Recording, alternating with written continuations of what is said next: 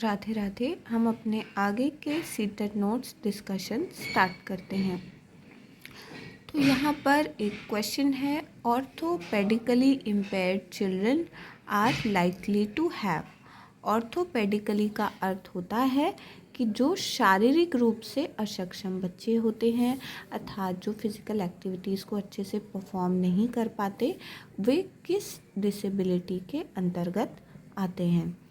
तो आप पहले ऑप्शंस को देखेंगे। डिस्ग्राफिया, अर्थात ये हमने ग्राफ वर्ड से हमने पढ़ा था कि राइटिंग से संबंधित जब डिसेबिलिटी होती है, अर्थात लिखने से संबंधित, तो हड्डी में कोई प्रॉब्लम रहती है जिसके कारण बच्चा लिख नहीं पाता, साइन सही से नहीं कर पाता, अपने साइन जैसे वो करना चाह रहा है तो साइन भी आड़े टेढ़े हो जाते हैं, या उसके जॉइंट में कोई दिक्कत आ जाती है।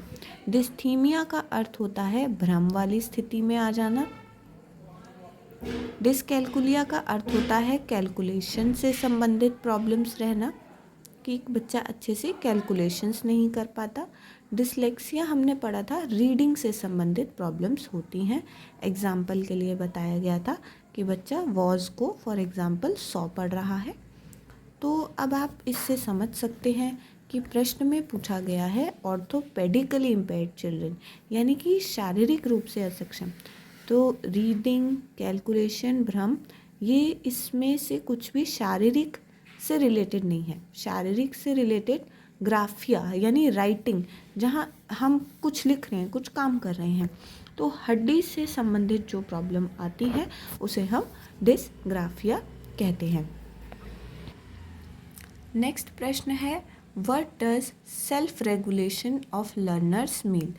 सेल्फ रेगुलेशन का अर्थ होता है कि अपने आप को डायरेक्शन देने का प्रयास करना।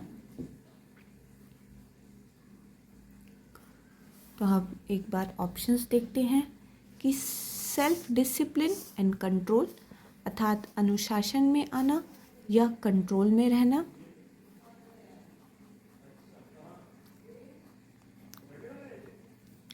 दूसरा है ability to monitor their own learning, अर्थात अपनी ही लर्निंग को, अपने ही कार्य को एक दिशा देना।